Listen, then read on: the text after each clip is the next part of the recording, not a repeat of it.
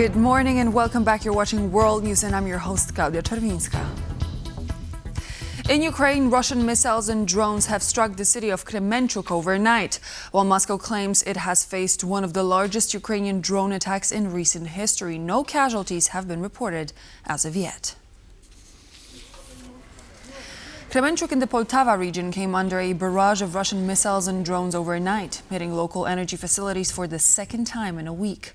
Regional officials say many of the incoming targets were intercepted, but debris and direct hits sparked fires, with emergency crews deployed to contain them. Ukraine's Air Force confirmed multiple drone groups targeting the city. Meanwhile, Russia says Ukraine launched a massive drone attack of its own, claiming its air defenses downed 287 drones across 11 regions, including Moscow, Bryansk, and Kaluga.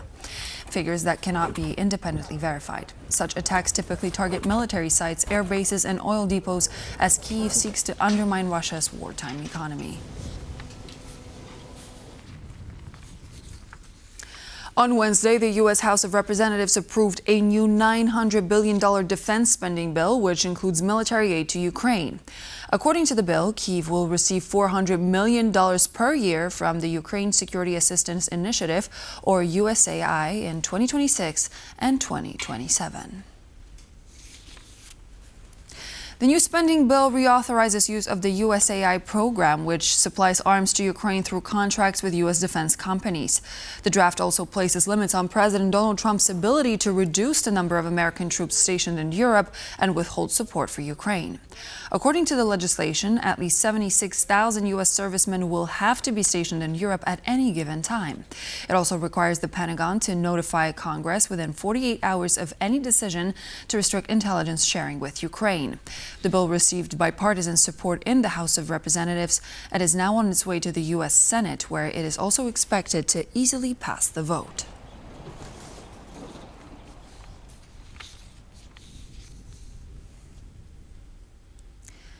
U.S. President Donald Trump said on Wednesday he spoke in strong words about the war in Ukraine during a call with European leaders.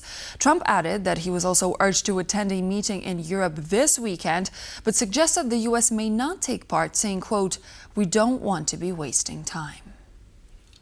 The leaders of France we spoke to, and Germany, and UK, all very good leaders, very good friends of mine, and we discussed Ukraine in pretty strong words, and we'll see what happens. I mean, we're waiting to hear answers. Before we go to a meeting, we want to know some things, you know, they would like us to go to a meeting over the weekend in Europe, and we'll make a determination depending on what they come back with. We don't want to be wasting time.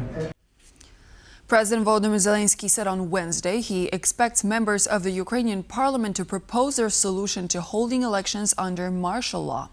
In his evening address, the Ukrainian president also urged other countries, including the United States, not to apply pressure on the issue.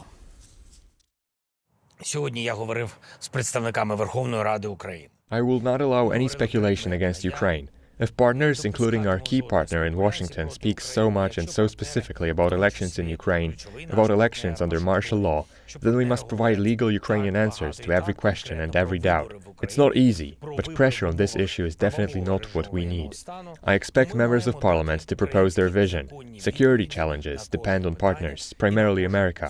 Political and legal challenges must be answered by Ukraine. Speaking with TVP World's Adam Yasser, Gabrielius Landsbergis, former Lithuanian foreign minister, said that NATO is incapable of responding to Russian hybrid attacks. I think it needs stressing that Europe has to admit that it is in a crisis now. This is a tendency. We are in an age of so-called hybrid attacks for almost 3 years. Poland was a major target for Russian hybrid attacks. Lithuania was another one. Germany, Nordic countries, and the problem was always the same. That the answer leaves more to be desired. Right? Is always there was always a lack of a definitive answer. So rather than strengthen the countries that are facing these attacks, NATO already showed that it's incapable of finding the real answer. So surely the national security strategy won't make it easier. Polish President Karol Nawrocki and Latvian President Edgars Rinkēvičs have begun their meeting in Riga, focusing primarily on security policy.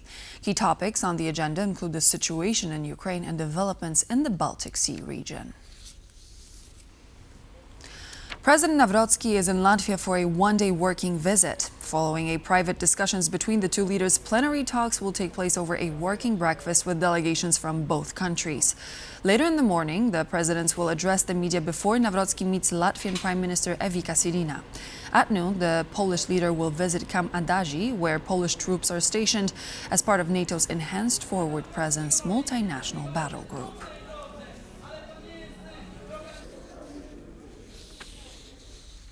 The first Borsuk infantry fighting vehicles developed and manufactured in Poland have entered service with the 16th Mechanized Battalion in Giżycko. A total of 15 are earmarked for the unit, which is stationed in northeastern Poland, close to the border with Russia's Kaliningrad exclave.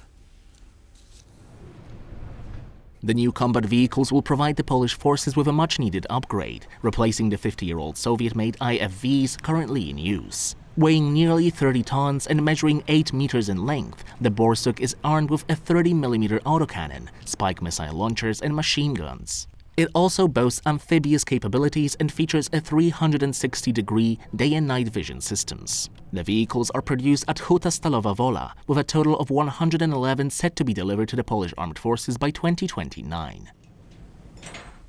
After a year spent in hiding, the Venezuelan opposition figure Maria Corina Machado arrived in Oslo to receive the Nobel Peace Prize.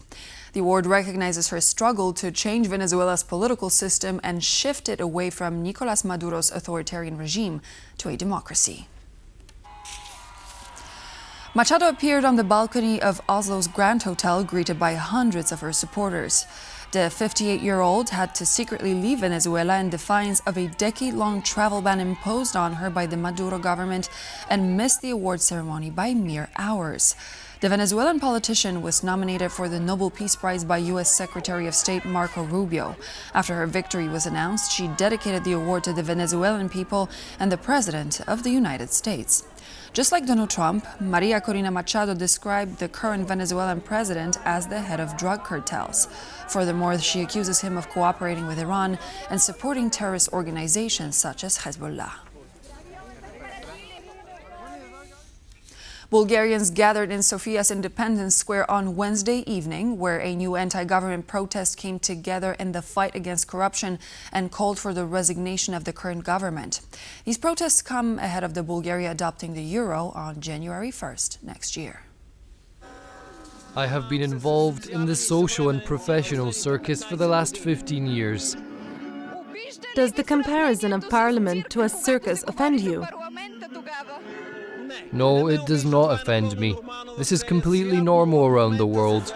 But right now a new circus is emerging, a new beginning in the circus, which rather repulses me. The budget that was adopted, then returned, adopted, then returned. Even now we don't know what budget we will have next year, which severely disadvantages specialists in certain fields, such as scientists and medical workers. They should resign and stop irritating these people, stop exacerbating the situation in the country. It is clear that elections are coming. Bulgaria cannot and must not be governed out of stubbornness. If we truly want to remove this model, if we want the bot votes to stop mattering, quick elections and massive turnout, many people need to come out. The U.S. wants to introduce mandatory special social media checks for tourists. The measures are to be extended to include citizens of countries who are Washington's closest allies, such as the UK, Germany, Poland, and Australia. The Trump administration says the new measures intend to increase America's security and prevent the wrong people from getting into the U.S. The requirements to provide social media history upon entry will target countries which are part of the U.S. visa waiver program. Countries in Central and Eastern Europe, including Poland, the Baltic states, the Czech Republic, and Hungary, are all covered by the visa waiver program. The new checks will be an extension of existing security measures, as visa applicants and students are already required to provide their social media handles to U.S. immigration authorities. Poland will compete in the 70th Eurovision Song Contest, officials from the public broadcaster have announced. Israel's participation in the contest has been a point of controversy among members of the European Broadcasting Union for weeks, prompting several countries to boycott the event. Following last week's decision of the EBU to allow Israel to participate, Spain, Ireland, the Netherlands and Slovenia announced they would not take part in the Eurovision Song Contest. Germany and Austria, on the other hand, have consistently supported Israel's participation in the competition. Both countries threatened to withdraw from the event if Israel were to be excluded. The Eurovision Song Contest is the largest music event in the world, with an audience of approximately 170 million people. The next finale, under the slogan United by Music, is scheduled for May 16, 2026 in Vienna.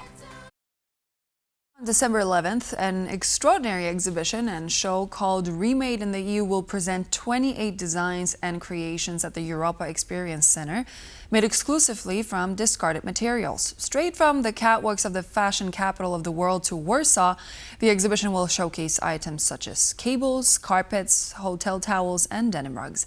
These items will be given a second life thanks to the imagination and craftsmanship of talented designers.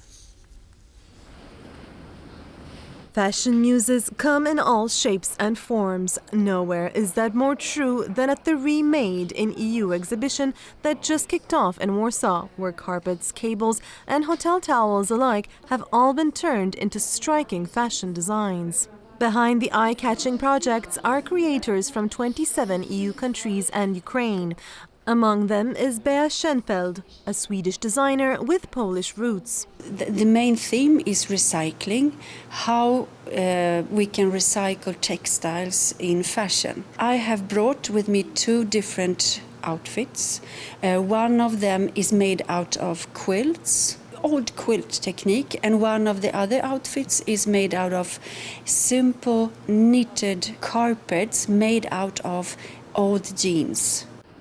Arriving straight from its Paris premiere to the multimedia space of the Europa Experience, the exhibit explores the concept of how fashion can begin where the life of everyday objects seemingly ends. Clothes can be so much fun. It's not always like branding or how much they cost or sizes. So it's so much design and so much handcraft techniques, but also a worrying path with quite young people just buying a lot of stuff on this, on Shein and Temu and stuff like that. And it's a little bit worrying, but I think somehow we all be doing the other path, the recycling path.